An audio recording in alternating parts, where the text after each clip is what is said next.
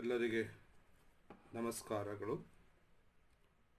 ಈ ದಿನ ನಾವು ಸಾರ್ವಜನಿಕ ಆಡಳಿತದಲ್ಲಿ ತರಬೇತಿ ಕುರಿತಾಗಿ ನಾವು ಅಧ್ಯಯನ ಮಾಡಲಿದ್ದೇವೆ.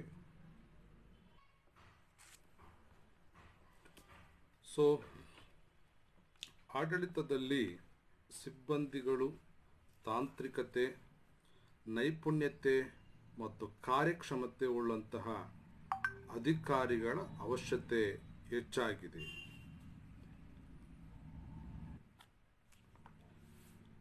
ಹಾಗಾದರೆ ತರಬೇತಿ ಎಂದರೆ ಉದ್ಯೋಗಿಯೊಬ್ಬನ ಕೌಶಲ್ಯ, ಶಕ್ತಿ ಅಥವಾ ಬುದ್ಧಿವಂತಿಕೆಯನ್ನು ಹೆಚ್ಚಿಸಲು ಮತ್ತು ಅವನ ಮನೋಭಾವನಾ ಮೌಲ್ಯಗಳನ್ನು ಅಭಿವೃದ್ಧಿಪಡಿಸಲು ಮಾಡಲಾಗುವ ಪ್ರಜ್ಞಾಪೂರ್ವಕವಾದಂತಹ ಪ್ರಯತ್ನವನ್ನು ನಾವು ತರಬೇತಿ ಅಂತ ಕರೀತೀವಿ. ಡಾಕ್ಟರ್ MP ಶರ್ಮಾ ಅವರ ಪ್ರಕಾರ ಒಂದು ನಿರ್ದಿಷ್ಟ ರೀತಿಯ ಕಾರ್ಯದಲ್ಲಿ ವ್ಯಕ್ತಿಯ ಕೌಶಲ್ಯವನ್ನು ಹೆಚ್ಚಿಸುವಂಥ ಒಂದು ಕ್ರಿಯೆ, ಸ್ಪೆಸಿಫಿಕ್ ಅವನ ಒಂದು ಸ್ಕಿಲ್ಲನ್ನು ಅದನ್ನು ಇನ್ಕ್ರೀಸ್ ಮಾಡಿ ಆಡಳಿತಕ್ಕೆ ಬೇಕಾದ ರೀತಿಯಲ್ಲಿ ಅವನನ್ನು ಒಂದು ತಯಾರು ಮಾಡುವಂಥ ಒಂದು ವಿಚಾರವನ್ನು ನಾವಿಲ್ಲಿ ಕಾಣಬಹುದು. ಅದರ ಹಾಗೆ ನೋಡ್ತಾ ಇದ್ವಿ, SI ಗೋಯಲ್ ಇವರು ಹೇಳ್ತಾರೆ, SI ಗೋಯಲ್ ಈ ಸಿಬ್ಬಂದಿಯ ಸಾಮರ್ಥ್ಯ ಅಭಿವೃದ್ಧಿಪಡಿಸಬಲ್ಲ ಅವರ ಜ್ಞಾನ ಮತ್ತು ಸಾಮರ್ಥ್ಯ ಕೌಶಲ್ಯದ ಸಂಘಟನಾತ್ಮಕ ಅಗತ್ಯತೆಗಳನ್ನು ಪೂರೈಸುವ ಕಾರ್ಯ ಪ್ರಕ್ರಿಯೆ. ಇಲ್ಲಿ ಒಂದು ಜ್ಞಾನ ಮತ್ತು ಸಾಮರ್ಥ್ಯದ ಕೌಶಲ್ಯ. SI Goyal says training is on action of process, ಪ್ರಕ್ರಿಯೆ ಅದು, by which capabilities of the personnel can be improved to meet the organizational needs in the term of their knowledge, skill and attitude required in the performing organizational task and functions within the relative short period of the time. ನಿಗದಿಪಡಿಸಲ್ಪಟ್ಟಂಥ ಒಂದು ಕೆಲಸದಲ್ಲಿ ಪರಿಣಿತಿಯುಳ್ಳಂತಹ ಈ ಅಧಿಕಾರಿಗಳ ಸಿಬ್ಬಂದಿ ವರ್ಗವನ್ನು ನಾವು ಎಷ್ಟು ಬಳಸ್ಕೊಳ್ತೀವೋ ಅಷ್ಟರ ಮಟ್ಟಿಗೆ ಆಡಳಿತವು ಅಭಿವೃದ್ಧಿಯನ್ನು ಕಾಣಲಿಕ್ಕೆ ಸಾಧ್ಯವಾಗುತ್ತೆ. ಅದರಾಗ ಇನ್ನೊಬ್ಬ ರಾಜಕೀಯ ಚಿಂತಕರಾಗಿರುವಂಥ William G.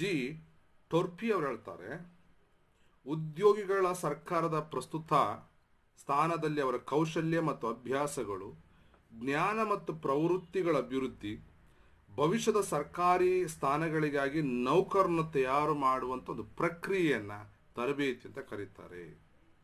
According to the William G. Torpey, ಈ said training as the process of development skill, ಕೌಶಲ್ಯಗಳು, habits, knowledge and attitude in employees for the purpose of the increasing the effectiveness of the employees in their present government position as well as preparing the employee for the future government position.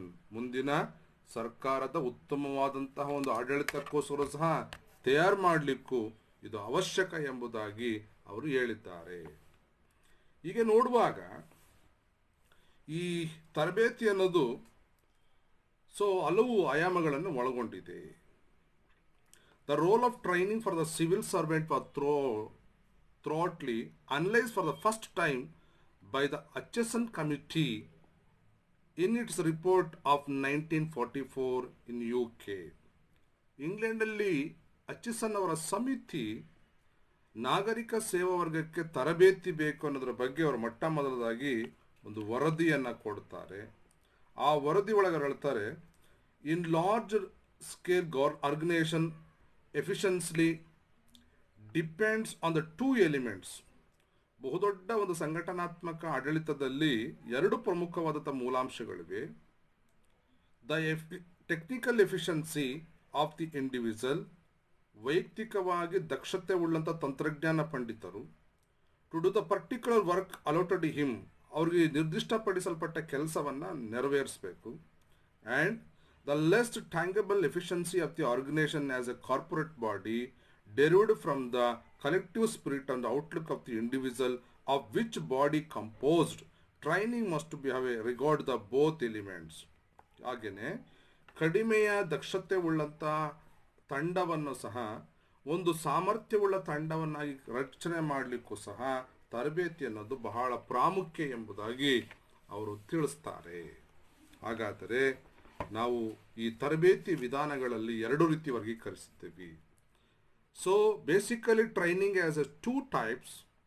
There is one, it is called the formal training, ಔಪಚಾರಿಕ ತರಬೇತಿ. Another one is informal training, ಅನೌಪಚಾರಿಕ ತರಬೇತಿ. So ಔಪಚಾರಿಕ ತರಬೇತಿಯಲ್ಲಿ ನೋಡುತ್ತೀವಿ, ಇಲ್ಲಿ ಸಿಬ್ಬಂದಿಗೆ ಕ್ರಮಬದ್ಧವಾದಂತಹ ತರಬೇತಿಯನ್ನು ಕೊಡುವುದರ ಮೂಲಕವಾಗಿ, ನಿರ್ದಿಷ್ಟ ವಿಧಾನಗಳ ಮೂಲಕವಾಗಿ ತರಬೇತಿಯನ್ನು ಔಪಚಾರ ಅಂದರೆ ಒಂದು ನಿಯಮಾವಳಿಗಳನ್ನು ರೂಪಿಸಿ ಲಿಖಿತವಾದಂತಹ ಸಿಸ್ಟಮೆಟಿಕ್ ಆಗಿ ಅವನಿಗೆ ತರಬೇತಿಯನ್ನು ಕೊಡಬೇಕು ಅಂತ ಹೇಳ್ತಾರೆ.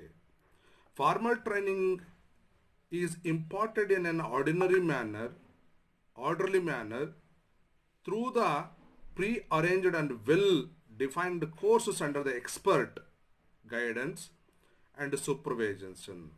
ಒಬ್ಬ ಬಹಳ ನಿಪುಣರಾಗಿರುವಂತಹ ಕೌಶಲ್ಯಭರಿತವರಿಂದ ತರಬೇತಿಯನ್ನು ಕೊಡಿಸುವ ಮೂಲಕವಾಗಿ ಒಂದು ಉತ್ತಮವಾಗಿರುವಂತಹ ವ್ಯವಸ್ಥಿತವಾದಂತಹ ಒಂದು ಅಧ್ಯಯನವನ್ನು ಇವರಿಗೆ ಮಾಡಿಸ್ಬೋದು ಅಂತ ಹೇಳ್ತಾರೆ. ಹಾಗೆ ಇನ್ಫಾರ್ಮಲ್ ಟ್ರೈನಿಂಗ್ ಬಗ್ಗೆ ನೋಡೋದಾದರೆ, ಅನೌಪಚಾರಿಕ ತರಬೇತಿ ಬಗ್ಗೆ ನೋಡೋಕ್ಕಾದ್ರೆ, learning the work by actually doing the work under the guidance of the senior officer. ಹಿರಿಯ ಅಧಿಕಾರಿಗಳ ಮಾರ್ಗದರ್ಶನ ಅನುಸಾರವಾಗಿ ಕರ್ತವ್ಯ ನಿರ್ವಹಿಸಿಕೊಂಡು ಕಲಿಯುವಂಥದ್ದು. Thus it is a training by experience, ಅನುಭವದ ಮೂಲಕವಾಗಿ ಕಲಿಯುವಂಥದ್ದು. ಅದಕ್ಕೆ ಇದನ್ನು ಔಪಚಾರಿಕ ಅಂತ ಕರೀತೇವೆ. Or learning by the trials and errors method, ತಪ್ಪುಗಳನ್ನು ಸರಿಪಡಿಸಿಕೊಂಡು ಹೋಗುವಂಥ ಒಂದು ವಿಧಾನ. The trainee acquires administration skill in the course of actually doing the work. ಅವನು ಕೆಲಸ ಮಾಡ್ತಾ ಮಾಡ್ತಾ ಮಾಡ್ತಾ ಪರಿಣಿತಿ ಹೊಂದ್ಕೊಳ್ತಾನೆ, ಪರ್ಫೆಕ್ಟ್ ಆಗ್ತಾನೆ ಮನುಷ್ಯ. It is also called on job training. ಇದು ಒಂದು ರೀತಿ ಕೆಲಸ ಮಾಡುತ್ತಾನೆ ಕಲಿಯುವಂಥ ಒಂದು ತರಬೇತಿ. ಸೊ ಅದಕ್ಕಾಗಿ this has been a traditional method of training in public administration. ಸಾರ್ವಜನಿಕ ಆಡಳಿತದಲ್ಲಿ ಸಾಂಪ್ರದಾಯಿಕವಾಗಿ ಕಲೀಲಿಕ್ಕೆ ಅನೌಪಚಾರಿಕ ತರಬೇತಿಯು ಸಹ ಅಷ್ಟೇ ಪ್ರಾಮುಖ್ಯವಾಗಿದೆ. ಇದನ್ನು ಮನಗಂಡಂತಹ ಎ ಡಿ ಗೋರ್ವಾಲಾ, ಸೊ ಅವರೊಂದು ಬುಕ್ ಬರೀತಾರೆ, A D Gorwala, the role of administrator past and present and future in 1952. So ಅವರೊಂದು ಈ ಪುಸ್ತಕದಲ್ಲಿ ಹೇಳ್ತಾರೆ, a good collector house was often a second home for young assistant collector. Again I repeated, a good deputy collector or a DC home was often a second home for young assistant collector. ಒಬ್ಬ ಉಪವಿಭಾಗಾಧಿಕಾರಿಗೆ ಜಿಲ್ಲಾಧಿಕಾರಿಗಳ ಕಾರ್ಯಾಲಯ ಅನ್ನೋದು ಎರಡನೇ ತರಬೇತಿಯ ಮನೆ ಇದ್ದಾಗೆ. ಅಂದರೆ ಆ ಡಿ ಸಿ ಕೆಳಗಡೆ ಅವನು ಏನೆಲ್ಲ ಕಲ್ತ್ಕೊಳ್ತಾನೋ ಅದು ಇನ್ಫಾರ್ಮುಲಾ ಕಲಿಯುವಂಥದ್ದು ಅವನಿಗೆ ಒಂದು ದೊಡ್ಡ ತರಬೇತಿ ಆಗಿರುತ್ತೆ. ಆ ಮೂಲಕವಾಗಿ ಅವನು ಪ್ರಾಕ್ಟಿಕಲ್ ಆಗಿ ಸಮಸ್ಯೆಗಳನ್ನು ಬಗೆಹರಿಸಲಿಕ್ಕೆ ಕಲ್ತ್ಕೊಳ್ತಾನೆ. ಇದನ್ನು ನೋಡ್ತೀವಿ. ಹಾಗಾದರೆ ಒನ್ ಬೈ ಒನ್ ನೋಡ್ಕೊಳ್ಳೋದಾದರೆ, ಈ ಔಪಚಾರಿಕ ತರಬೇತಿಗಳಲ್ಲಿ ಬಹಳ ಪ್ರಾಮುಖ್ಯವಾಗಿ ಸೇವಾಪೂರ್ವ ತರಬೇತಿ ಅಂತ ಕರಿತೀವಿ. ಸರ್ಕಾರಿ ಸೇವೆಯನ್ನು ಸೇರೋಕ್ಕೆ ಮುಂಚಿತವಾಗಿ ಅಭ್ಯರ್ಥಿಯೊಬ್ಬನು ಪಡೆಯುವಂತಹ ತರಬೇತಿ ಅದು ಸೇವಾಪೂರ್ವ ತರಬೇತಿ. ಇನ್ನೂ ಅವನು ಸರ್ಕಾರಿ ನೌಕರಿಗೆ ಬಂದಿರೋದಿಲ್ಲ. ಹಾಗಾದರೆ ಅವು ಯಾವುವು ಅನ್ನೋದು ನೋಡೋದಾದರೆ, ವೈದ್ಯಕೀಯ ಕಾಲೇಜು, ಇಂಜಿನಿಯರಿಂಗ್ ಕಾಲೇಜಲ್ಲಿ, ನರ್ಸಿಂಗ್ ಕಾಲೇಜಲ್ಲಿ ನರ್ಸ್ಗಳು ಕಲಿತಾರೆ.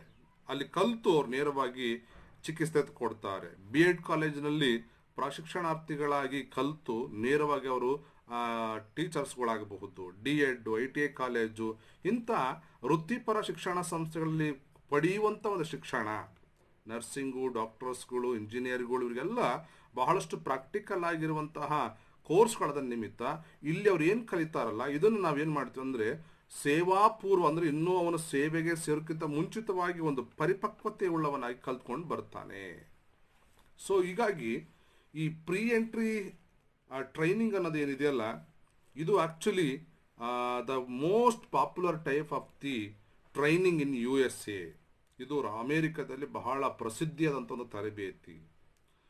And also it is a form of the internship and apprenticeship ಅಂತ ಕರೀತಾರೆ. So it is prevalently only in Rajasthan since 1960. 1960ರ ದಶಕದಲ್ಲಿ ರಾಜಸ್ಥಾನದಲ್ಲಿ ಇದು ಬಹಳ ಪ್ರಸಿದ್ಧಿಯಾಗಿತ್ತು. So in the state, in Rajasthan, the holder of the junior diploma course in secretariat and business training are being recruited directly as upper division clerk. ಇಲ್ಲಿ junior diploma course ಮತ್ತು ಸೆಕ್ರೆಟರಿಯೇಟಲ್ಲಿ ಕೆಲಸ ಮಾಡೋದಂಥವರನ್ನ upper ಅಂತಂದರೆ FD ಆಗಿ ಅವರನ್ನು ನೇರವಾಗಿ ಪ್ರಮೋಟ್ ಮಾಡ್ತಾ ಇದ್ರು. The second one ನೋಡೋದಾದರೆ ಸೇವಾ ನಂತರ ತರಬೇತಿ, ಅಂದರೆ ಸರ್ಕಾರಿ ಸೇವೆಗೆ ಸೇರಿದ ನಂತರವಾಗಿ ಪಡೆಯುವಂತಹ ತರಬೇತಿ. ಉದಾಹರಣೆಗೆ ಭಾರತದಲ್ಲಿ IAS, IPS, ಅಂದರೆ IRS, Indian railway service, revenue service, ಇವರು ಏನು ಕರ್ನಾಟಕದಲ್ಲಿ KS, DYSP ಈ ಹುದ್ದೆಗೆ ಗೆಜೆಟೆಡ್ ಪ್ರೊಫೆಷನಲ್ ಹುದ್ದೆಗೆ ಸೆಲೆಕ್ಟ್ ಆದಂಥ ವ್ಯಕ್ತಿಗಳಿಗೆ 6 ತಿಂಗಳ ಕಾಲ, 8 ತಿಂಗಳು ಅಥವಾ 1 ವರ್ಷಗಳ ಕಾಲ ತರಬೇತಿಯನ್ನು ಕೊಡ್ತಾರೆ. ಈ ತರಬೇತಿಯಲ್ಲಿ ಸಹ ಅವರು ಬಹಳ ಉತ್ತಮವಾಗಿರುವಂತಹ ಆಡಳಿತದ ಸ್ಕಿಲ್ಗಳನ್ನು ಕಲ್ತ್ಕೊಂಡು ನಂತರವಾಗಿ ಅವರು ಸೇವೆಗೆ ಬರ್ತಾರಲ್ಲ, ಇದನ್ನು ನಾವೇನಂತ ಕರಿತೀವಿ ಅಂದರೆ ಸೇವಾ ನಂತರ ತರಬೇತಿ, ಸೇವೆಗೆ ಸೇರಿ ಪಡೆಯುವಂಥ ಒಂದು ತರಬೇತಿ. ಅದರೊಳಗೆ ನಮ್ಮ ರಾಜ್ಯದಲ್ಲಿ assistant commissioner, income tax, police, DYSP, ಆಮೇಲೆ ಅಕೌಂಟೆಂಟ್ ಜನರಲ್ಸ್ಗಳು, ಇನ್ಕಮ್ ಟ್ಯಾಕ್ಸ್ ಕಮಿಷನರ್ಸು, ತಹಶೀಲ್ದಾರ್ ಇವರೆಲ್ಲರೂ ಸಹ ತಾವು ಗೆಜೆಟೆಡ್ ಪ್ರೊಫೆಷನಲ್ ಹುದ್ದೆಗೆ ಆಯ್ಕೆಯಾದ ನಂತರವಾಗಿ ಮೈಸೂರಿನಲ್ಲಿರುವಂಥ ATI ಅಡ್ಮಿನಿಸ್ಟ್ರೇಟಿವ್ ಟ್ರೈನಿಂಗ್ ಸೆಂಟ್ರಲ್ಲಿ ಅವರು ತರಬೇತಿ ಪಡ್ಕೊಂಡು ನಂತರವಾಗಿ ಅವರು ಫೀಲ್ಡಿಗೆ ಇಳಿಯೋದನ್ನು ನೋಡುತ್ವಿ. ಇನ್ನು ಮೂರನೇದು ಸೇವೆಯಲ್ಲಿನ ತರಬೇತಿ, ಇನ್ ಸರ್ವಿಸ್ ಟ್ರೈನಿಂಗ್ ಅಂತ ಕರಿತೀವಿ. ಅಂದರೆ ಅವರು ತಮ್ಮ ಈ ಪ್ರೊಫೆಷನಲ್ ಪೀರಿಯಡನ್ನು ಪೂರೈಸಿ ಕೆಲವು ವರ್ಷಗಳ ಕಾಲ ಸೇವೆ ಸಲ್ಲುತ್ತಿರುವಂಥ ನೌಕರರಿಗೆ ನೀಡುವ ತರಬೇತಿಯನ್ನು ಸೇವೆಯಲ್ಲಿನ ತರಬೇತಿ ಅಂತ ಕರಿತೀವಿ. ಅಂದರೆ ಆಲ್ರೆಡಿ ಅವ್ರದ್ದು 2 ವರ್ಷಗಳ ಕಾಲ ಪ್ರೊಫೆಷನಲ್ ಪೀರಿಯಡು ಟ್ರೈನಿಂಗ್ ಎಲ್ಲ ಮುಗಿದಿರುತ್ತವೆ. ಇಂತಹ ಟೈಮಲ್ಲಿ ಅವ್ರಿಗೇನು ಬೇಕಪ್ಪ ಅಂತಂತಂದರೆ ಬಹಳ ಇನ್ನೂ ಹೆಚ್ಚಿನ ಒಂದು ಕೌಶಲ್ಯ, ಜ್ಞಾನ ಜೊತೆಗೆ ನೈಪುಣ್ಯತೆ, ತಮ್ಮ ಕ್ಷೇತ್ರಕ್ಕೆ ಸಂಬಂಧಿಸಿದ ಹೊಸ ಬೆಳವಣಿಗೆಗಳನ್ನು ಹೇಗೆ ನಿಭಾಯಿಸಬೇಕು, ಹೊಸ ತಂತ್ರಜ್ಞಾನದ ಬೆಳವಣಿಗೆ, ಡಿಜಿಟಲ್ ಇಂಡಿಯಾದ ಕಾನ್ಸೆಪ್ಟ್ಗಳನ್ನು ಅಳವಡಿಸಿಕೊಂಡು ತ್ವರಿತಗತಿಯಲ್ಲಿ ಆಡಳಿತವನ್ನು ಕೊಡುವಂಥದ್ದು, ಈ ಎಲ್ಲವನ್ನು ಹೊಸ ಸರ್ಕಾರದ ಆಶಯಗಳನ್ನು ನೆರವೇರಿಸುವ ದೃಷ್ಟಿಯಲ್ಲಿ ಇದು ಸಹ ಪಡೆಯುವಂಥ ತರಬೇತಿ. ಇನ್ನು ಅಲ್ಪಾವಧಿ ತರಬೇತಿ ಅಂತ ಕರಿತೀವಿ. ಅಂದರೆ ಒಂದು ರೀತಿ ಶಾರ್ಟ್ ಟರ್ಮ್ ಅಂದರೆ ಲಾಂಗ್ ಟರ್ಮ್. ಹಾಗಾದರೆ ಈ ಅಲ್ಪಾವಧಿ ಏನು, ಉದಾಹರಣೆಗೆ ಈ ಹೊಸದಾಗಿ PU ಕಾಲೇಜಿನ ಉಪನ್ಯಾಸಕರಾಗಿ ಆಯ್ಕೆಯಾದಂಥವರಿಗೆ ಅಥವಾ ಪದವಿ ಕಾಲೇಜುಗಳಲ್ಲಿ ಸಹಾಯಕ ಪ್ರಾಧ್ಯಾಪಕರಾಗಿ ಆಯ್ಕೆಯಾದ ನಂತರವಾಗಿ ಅವರಿಗೆ 6 ವಾರಗಳ ಕಾಲ ಒಂದು ಶಾರ್ಟ್ ಟರ್ಮ್ ಕೋರ್ಸ್ಗಳನ್ನು ಕೊಡೋದ್ರ ಮೂಲಕವಾಗಿ ಅವರ ಹುದ್ದೆಗಳಿಗೆ ಸಂಬಂಧಪಟ್ಟಂತಹ ಒಂದು ಕೌಶಲ್ಯತೆನಿಗೆ ಬೆಳೆಸ್ಕೊಳ್ಬೇಕು ಅನ್ನೋದನ್ನು 6 ವಾರಗಳದ್ದು ಅಲ್ಪಾವಧಿ, 8 ವಾರ 10 ವಾರಗಳ ದೀರ್ಘಾವಧಿ ಕೋರ್ಸ್ಗಳನ್ನು ಸಹ ಕೊಡೋದನ್ನು ನಾವು ನೋಡ್ತೀವಿ. For example, long term training in India is training for the Indian foreign service, IFSಗೆ ನೋಡ್ತೀವಿ. ಇಂಡಿಯನ್ ಫಾರಿನ್ ಸರ್ವಿಸ್ ಅಂದರೆ ಭಾರತೀಯ ವಿದೇಶ ಸೇವೆಯಲ್ಲಿ, which is the 3 years duration, 3 ವರ್ಷಗಳ ಕಾಲ ಅವರು ತರಬೇತಿ ತೆಗೆದುಕೊಳ್ಬೇಕು. ರಾಷ್ಟ್ರಗಳೊಂದಿಗೆ ಬಾಂಧವ್ಯಗಳು, ಸಂಧಾನ, ರಾಜಿ, ಮಾತುಕತೆ ಹಾಗೂ ವಿದೇಶಾಂಗ ವ್ಯವಹಾರಗಳು ನೆರವೇರಿಸುವಲ್ಲಿ ಇವರ ಪಾತ್ರ ದೊಡ್ಡದಿರುತ್ತೆ. ಹಾಗೆ ಫಾರಿನ್ ಸರ್ವಿಸ್ ಅವರಿಗೆ ಮೋರ್ ದೆನ್ ಲಾಂಗ್ ಟರ್ಮ್ ಅಂದರೆ 3 years ಅವರು ಪಡ್ಕೊಳ್ಬೇಕಾಗುತ್ತೆ. ಈಗ ಅಲ್ಪಾವಧಿ ಅಂತಂದ್ರೆ ಆಲ್ರೆಡಿ ಹೇಳಿದ್ದೀನಿ, 2 ವಾರಗಳು, 1 ತಿಂಗಳು, ಇಂಥವನ್ನ ಅಲ್ಪಾವಧಿ ಟ್ರೈನಿಂಗ್ ಅಂತ ಕೇಳ್ತೀವಿ. ಓಕೆ, ಮುಂದೆ ದೀರ್ಘಾವಧಿ ಆದ್ಮೇಲೆ ಕೇಂದ್ರೀಕೃತ ತರಬೇತಿ. ಸೊ ಒಂದು ಪರ್ಟಿಕ್ಯುಲರ್ ಆಗಿ ಸೆಂಟ್ರಲೈಸ್ಡ್ ಆಗಿರುವಂಥ ಒಂದು ಟ್ರೈನಿಂಗನ್ನು ಕೊಡಬೇಕು ಅವರಿಗೆ. ಏನಪ್ಪ ಅಂತಂದರೆ, ಉದಾಹರಣೆಗೆ ವಿವಿಧ ಇಲಾಖೆ ನೌಕರರಿಗೆ ಕೆಲವೊಂದು ಸೆಂಟ್ರಲ್ ಟ್ರೈನಿಂಗ್ ಅಂತ ಆಯೋಜನೆ ಮಾಡ್ತಾರೆ. ಫಾರ್ ಎಕ್ಸಾಂಪಲ್, ಮಸೂರಿಯಲ್ಲಿ ಲಾಲ್ ಬಹದ್ದೂರ್ ಶಾಸ್ತ್ರಿ ರಾಷ್ಟ್ರೀಯ ನ್ಯಾಷನಲ್ ಅಡ್ಮಿನಿಸ್ಟ್ರೇಟಿವ್ ಸ್ಕೂಲು, ಮೈಸೂರಿನಲ್ಲಂಥ ಆಡಳಿತ ತರಬೇತಿಗಳು ಇವು ಕೇಂದ್ರೀಯ ತರಬೇತಿ ಅಂದರೆ ಹೈ ಲೆವೆಲ್ಲಿ ಟ್ರೈನಿಂಗ್ ಕೊಡುವಂತಹ ಎರಡು ತರಬೇತಿ ಕೇಂದ್ರಗಳನ್ನು ನಾವು ಕಾಣಬಹುದು. See when the training is organised departmentally, ಇಲಾಖಾವಾರು ಅದನ್ನು ಆರಂಭಿಸುವಾಗ it is called the departmental training, ಅದು ಇಲಾಖಾ ಒಂದು ತರಬೇತಿ ಅಂತ ಕರಿತೀವಿ.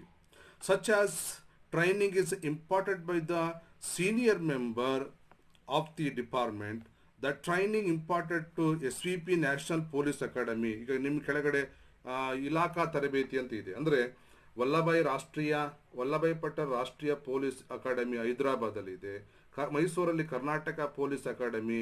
ಇವು ಇಲಾಖೆ ನೌಕರಿ, ಅಂದರೆ ಪರ್ಟಿಕ್ಯುಲರ್ ಪೊಲೀಸ್ ಇಲಾಖೆಗೆ ಮಾತ್ರ ಅವರು ಉತ್ತಮವಾದ ತರಬೇತಿಯನ್ನು ಕೊಟ್ಟು ಆನಂತರವಾಗಿ ಅವ್ರನ್ನ ಫೀಲ್ಡ್ಗೆ ಕಳಿಸ್ಕೊಡ್ತಾರೆ. ಹಾಗೆ ನಮಗೆ ಗೊತ್ತಿದೆ the training imparted as the Lal Bahadur Shastri national academy for administrative Mussoorie is a example of the such kind trainings. So already ಹೇಳಿದಾಗೆ ಲಾಲ್ ಬಹದ್ದೂರ್ ಶಾಸ್ತ್ರಿ ರಾಷ್ಟ್ರೀಯ ಆಡಳಿತ ಶಾಲೆ ಮಸೂರಿಯಲ್ಲಿ IAS ಅಧಿಕಾರಿಗಳನ್ನು ತರಬೇತಿಯನ್ನು ಕೊಡುವಂಥದ್ದನ್ನು ನೋಡುತ್ತೀವಿ.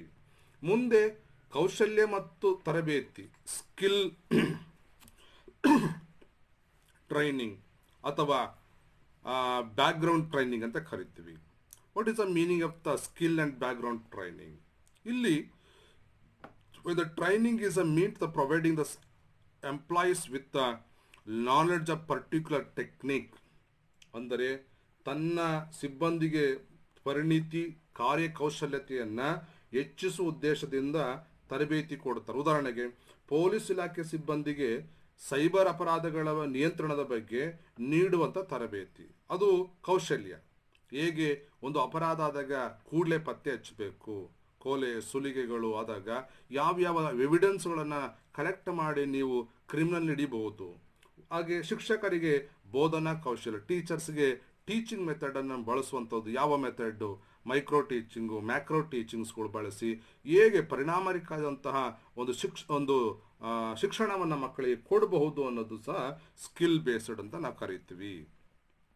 ಓಕೆ, ನೆಕ್ಸ್ಟ್ ಹಾಗೆಯೇ ಹಿನ್ನೆಲೆ ಅಂತಂತಂದರೆ ಉದ್ಯೋಗಿಯೊಬ್ಬನಿಗೆ ತಾನು ನಿರ್ವಹಿಸಬೇಕಾದ ರಾಜಕೀಯ, ಸಾಮಾಜಿಕ, ಆರ್ಥಿಕ, ಸಾಂವಿಧಾನಿಕ ಆಡಳಿತದ ಬಗ್ಗೆ ಮೂಡಿಸುವಂಥ, ಅಂದರೆ ಅದರ ಬಗ್ಗೆ ಅರಿವು ಮೂಡಿಸುವಂಥ ತರಬೇತಿಯನ್ನು ಹಿನ್ನೆಲೆ ತರಬೇತಿ ಅಂತ ಕರಿತೀವಿ.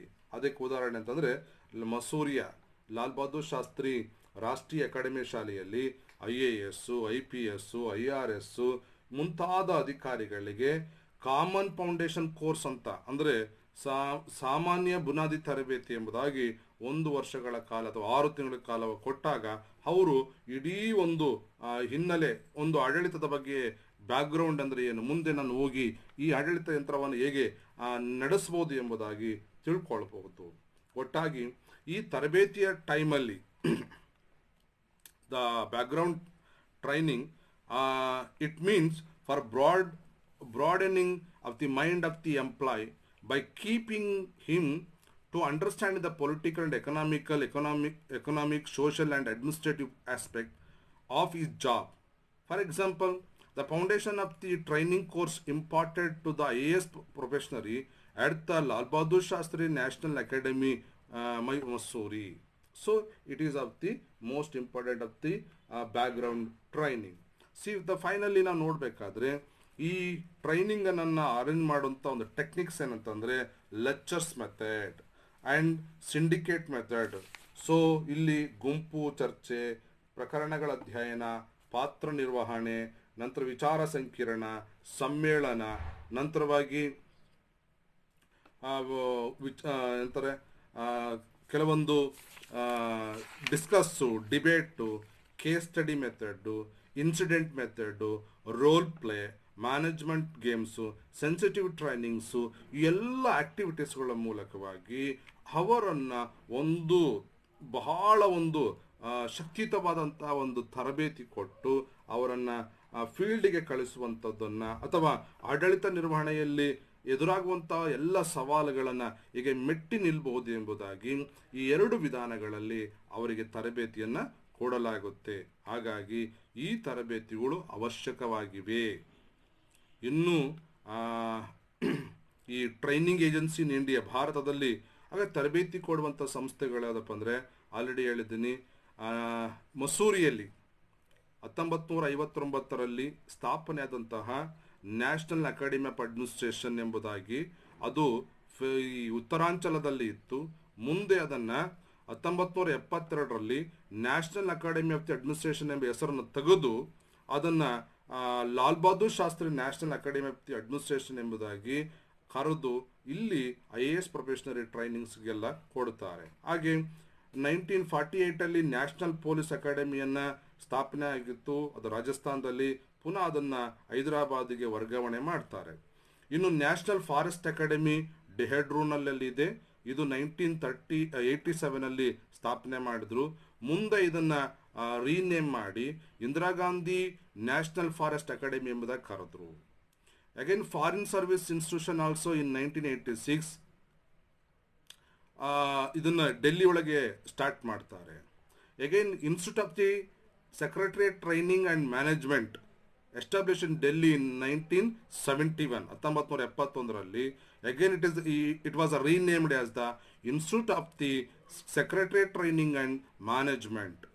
And also 1954 there is another institution, it is called the Indian Institute of the Public Administration.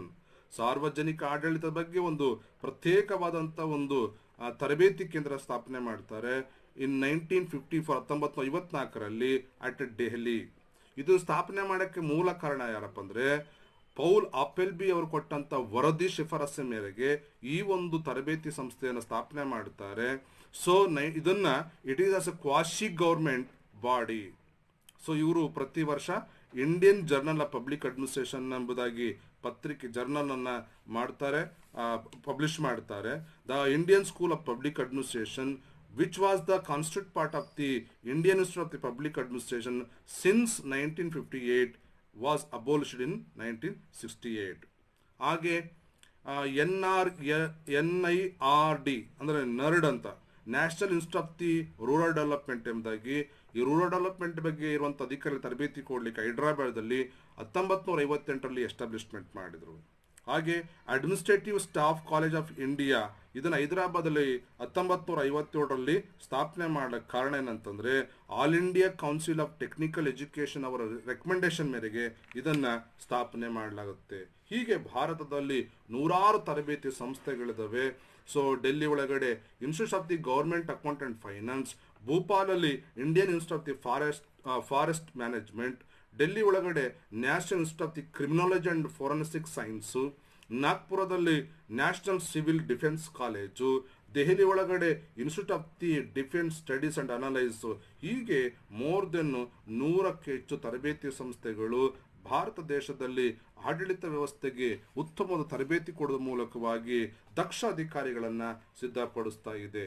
ಈ ತರಗತಿ ತಮಗೆ ಬಹಳಷ್ಟು ಮಾಹಿತಿ ಕೊಟ್ಟಿದೆ. ಧನ್ಯವಾದ.